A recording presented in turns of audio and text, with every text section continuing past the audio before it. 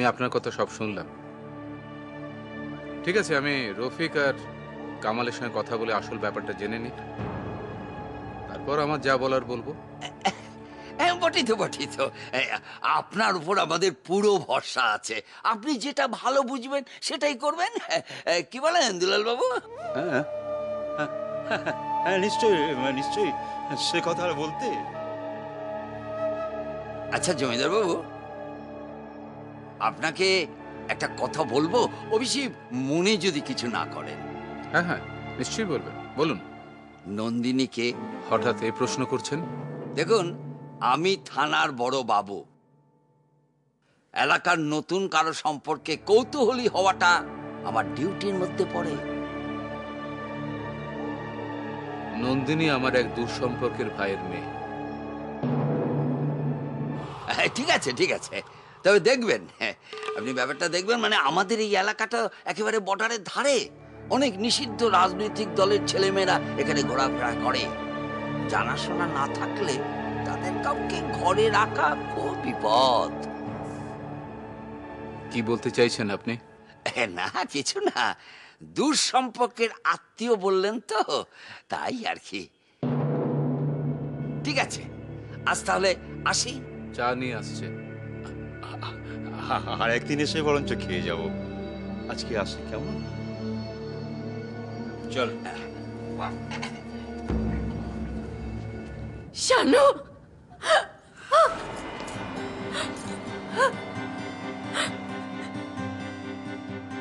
কোথায় গিয়েছিলি বাবা?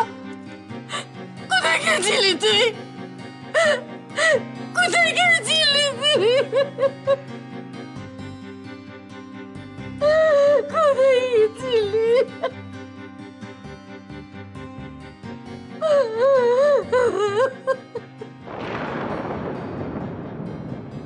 ওই যে কথায় বলে না, রতনে রতন চেনে শুয়োরে চেনে কচু।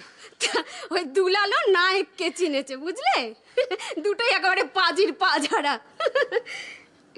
কিন্তু লক্ষ্মীদি, ওরা কাকা বাবুর কাছে এসেছে কেন?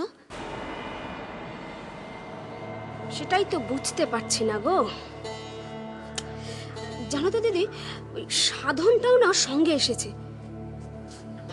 সাধন পঞ্চায়েত প্রধানের ছেলে, যে ওই আব্দুলকে মারধর করেছিল, সেই তো? হ্যাঁ, আমার মনে হয় কি জানো তো, সেই ব্যাপারে না বড়বাবুর সঙ্গে কথা বলতে এসেছে। কি হলো, তুমি কোথায় যাচ্ছ? চাই ওই বীর পুরুষটাকে গিয়ে একবার দেখে আসি। না দিদি, অমন করে না, তুমি যেও না। গেলে বড়বাবু রাগ করবে, ওরম করো না। বসো। আরে বাবা, বড়বাবু আছেন তো, উনি ঠিক একটা ব্যবস্থা করবেন। তুমি বসো কেমন, আমি যাই, নাহলে আবার ছোটদা চেঁচামেচি করবে।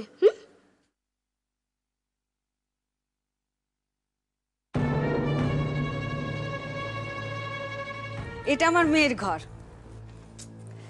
পাশের গ্রামে আমার মেয়ের বিয়ে হয়েছে। আমার একটা ফুটফুটে নাতি আছে।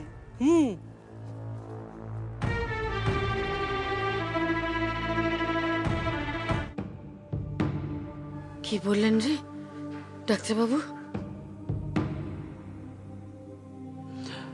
ডক্টর সাজেস্ট করলেন যে শানুকে এখানে রাখা উচিত হবে না, ওকে ইমিডিয়েটলি অ্যাসাইলামে শিফট করতে হবে। মানে পাগলা কারোতে?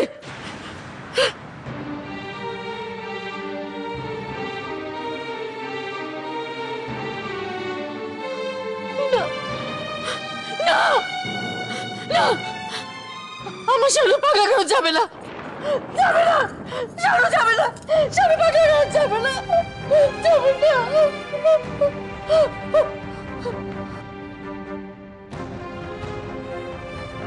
আমার শানু পাগলা কারো যাবে না, যাবে না, শানু যাবে না।